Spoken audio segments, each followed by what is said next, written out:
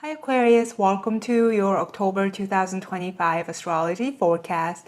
We started the month off with the Sun in Libra traveling through your ninth house, which means that there was a spotlight on travel, higher education, possibly even spiritual explorations. And then on October 4th, we had Venus come into conjunction with South Node. This happened at 18 degrees of Virgo in your 8th house. Now, South Node typically talks about karmic endings, separations, or release. Combined with the 8th house energy though, it can talk about a literal sense of death or loss. With Venus ruling your 4th house, this could point to a separation with a family member or a loved one, or Venus also rules your 9th house.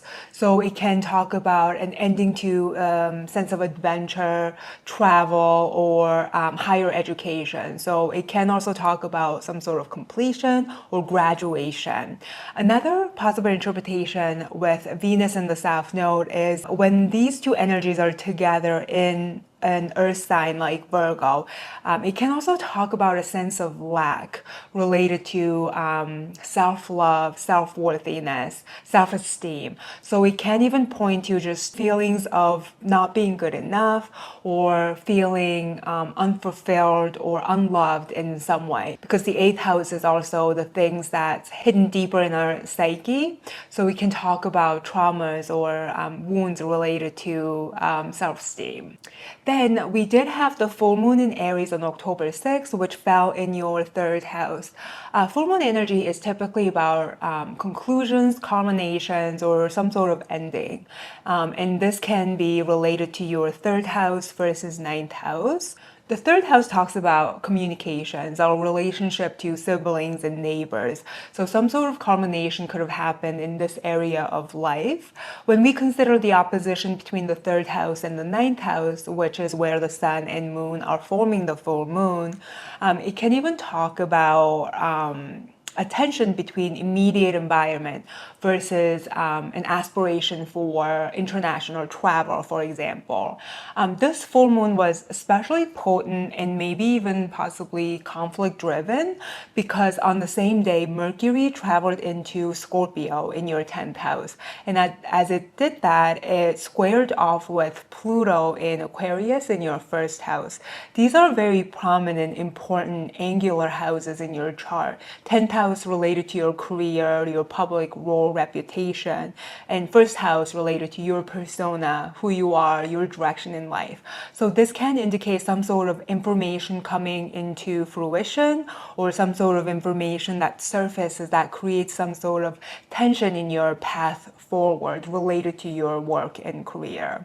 Maybe I'm getting a message of like attention related to career obligations and responsibilities holding you tied to your immediate environments, whereas possibly this month you may be dealing with this strong desire to expand your reality and your immediate environment through possibly global travel or even higher education, because that's that sun in Libra in your 9th house energy. The 9th house plays a major role in your chart this month. We're gonna have the sun moving through here. Later on in the month, Venus travels through the 9th house. So there's gonna be tension related to travel or education, maybe even going back to school, or just new beginnings related to spiritual practices, spiritual explorations, or your perspectives and world view. You may just be feeling trapped in this small world during this full moon. That's what I'm getting, because with the Mercury and Pluto, there's just a bit of frustration and tension related to your path forward. It's like there's a part of you that's seeking a sense of expansion, freedom, and authentic self-expression, and that may not have to do with your current environment. You may need to kind of explore and go on like a larger adventure.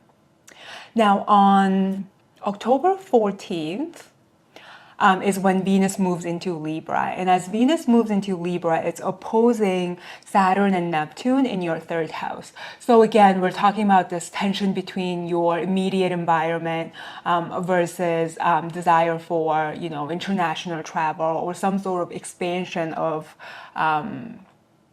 larger realities. There's this pull between familiar environments or familiar realities and the desire to expand beyond them. That's that Venus in Libra in the ninth house. And then the Saturn and the Neptune in the third house is like what keeps you stuck, limited, or what keeps you rooted to your day-to-day responsibilities. This Venus is also forming a grand trine to Pluto in your first house and Uranus in your fifth house. And this Pluto and Uranus is really trying to expand and transform who you are, where you're headed in life, and adding some sort of adventure and creativity into your life. Fifth house can talk about the things that you do that you really enjoy.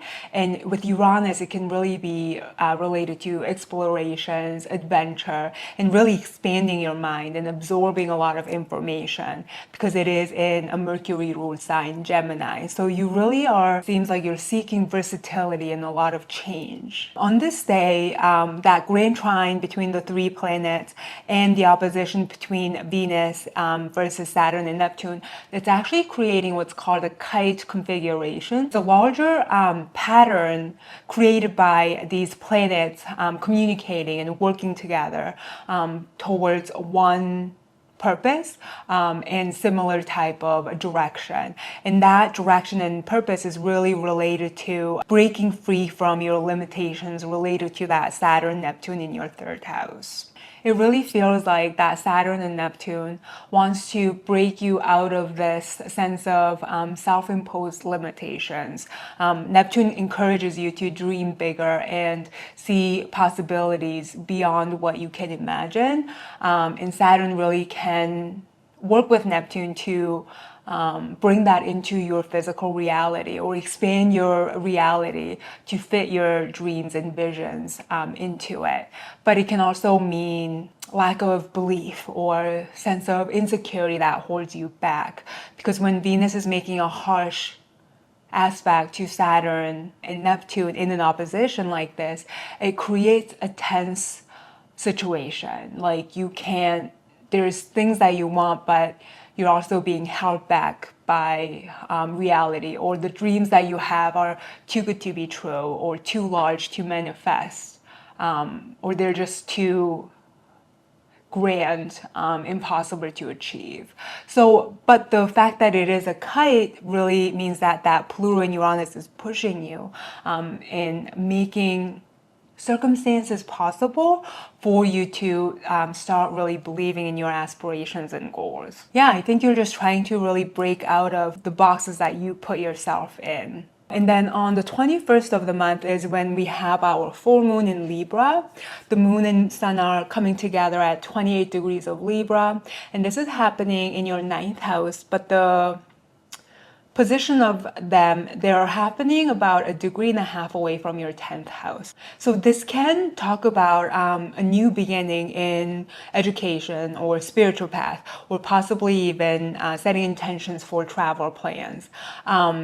If we look at it in the ninth house, because the ruler of Libra, Venus, is traveling through Libra in your ninth house. So a lot of that energy can be related to those themes. However, they're so close to your 10th house cusp that this could have an influence on your career. So there can be new directions or new path forward related to your career. And this new moon is energized by Mercury coming to perfect a conjunction to Mars and Scorpio in your 10th house. Mars is the ruler of your 10th house, which means that the planet that rules your career and public role is in its own house and in its own sign. This is a strong position for career. So there can be a lot of ambition, drive, assertive energy related to your career path forward around this time. With the new moon, this can indicate some sort of desire, a strong, deep craving or desire to make some sort of changes related to your career path. But that Mercury is really talking about a sense of new information that surfaces. It can even be psychological insight because it's Scorpio energy. So you may be getting some sort of or having to face some sort of personal truth that really motivates you into action, that sets you possibly on a new path. And then this Mercury and Mars will get more energy and more support on the 24th when it forms a grand trine to Jupiter in Cancer in your 6th house and Saturn and Neptune in Pisces in your 2nd and 3rd house cusp. Because again, the Saturn and Neptune is on the cusp of your 3rd house, I'm going to read it as a 3rd house energy. Now, because all of the planets are in water sign, it is known as a water grand trine. It means that all the planets are working together, using their own energies, functions, motivations to accomplish some sort of similar goal. With Mars, Jupiter and Saturn involved, there's this sense of good timing, good judgment, based on heightened intuition, and your emotional sensitivity is also heightened around this time too. So whatever decisions that you're making around this time, there's a sense of healing and rejuvenation related to this act. That Jupiter in Cancer is really expanding your day-to-day responsibilities, but also your day-to-day routines are experiencing some sort of increase or expansion. That could even talk about some sort of emotional healing. Mentors, support, nurture is available. And then the Saturn and Neptune is really trying to break you free from whatever limited beliefs that you have that ties you to your immediate environments. So October feels like a month full of opportunities for you, opportunities to face personal desires and personal ambitions related to career, opportunities to break free from what holds you back, to expand your life and your sense of direction forward.